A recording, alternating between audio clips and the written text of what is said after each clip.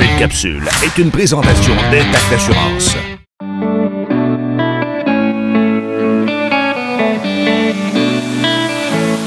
Saviez-vous que c'est en 2002 que BRP a été le premier manufacturier à introduire un véhicule 2 places avec son modèle de Trackstar? C'est aussi à ce moment-là que le terme Max a été lancé pour la première fois pour désigner un véhicule 2 places ou multiplaces chez Bombardier. C'est en 2006 que BRP ont pris la décision de réintroduire le nom Can-Am, qu'ils avaient eux-mêmes créé en 1972 pour désigner leur moto en route. Ce fut à ce moment-là un choix stratégique car la connotation Can-Am était plus significative de la tendance que BRP voulait attribuer à leur véhicule. Toute cette riche histoire du passé nous amène à notre véhicule à l'essai, le Can-Am Outlander Max XT 850 2019. Le riche passé de BRP se répercute bien effectivement sur le véhicule et l'esthétique globale de ceux-ci sont vraiment époustouflants. Il n'est pas surprenant qu'ils aient gagné plusieurs récompenses en design. Dans ce cas-ci, le mélange du noir lustré, du noir mat et de ses pare-chocs en powder coat rouge est vraiment très réussi. Moi, il y a un point que j'aime beaucoup sur le Outlander, c'est ses protège-mains. Celui-là, il est tout moulé, tout d'une pièce. On a remarqué aussi que les manufacturiers emboîtaient le pas. Puis, plusieurs équipent leurs véhicules de série. Celui-là protège, entre autres, du froid et également de tous les débris.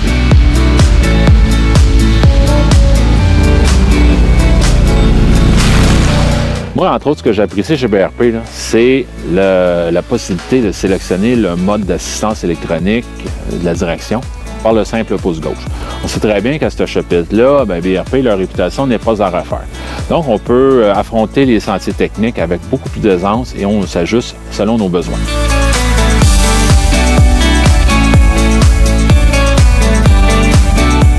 Pour 2019, Can-Am offre 3 motorisations différentes pour son modèle Outlander Max XT.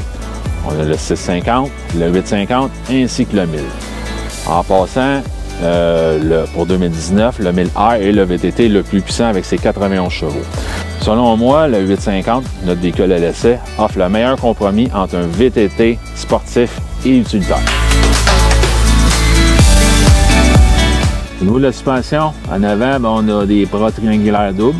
En arrière, on a des bras indépendants, des bras oscillants. Le seul reproche que je peux faire, parce que dans le fond, moi, personnellement, je trouve que c'est une suspension qui est beaucoup plus sportive. La seule chose, c'est que ça libère le cardan et il est libre de toute protection. Donc, il faut faire attention soit aux souches ou aux roches. Alors, qu'est-ce que j'en pense? Je vais vous dire bien honnêtement, j'ai toujours eu une affection particulière pour BRP, étant donné ses origines qui sont québécoises. Il faut dire aussi honnêtement qu'ils offrent des produits de qualité et qu'ils n'ont rien à envier aux manufacturiers qui sont japonais. Mon appréciation globale est la suivante. Si vous recherchez un véhicule qui vous donne envie de partir en randonnée à chaque occasion qui se présente, c'est du côté des Outlander que vous devez vous tourner. Can-Am s'impose dans le domaine des véhicules en route depuis plusieurs années. Ils sont en quelque sorte la référence dans le domaine. Les possibilités de personnalisation sont presque infinies et n'est-ce pas ce que plusieurs recherchent? Améliorer ce qui est déjà proche de la perfection.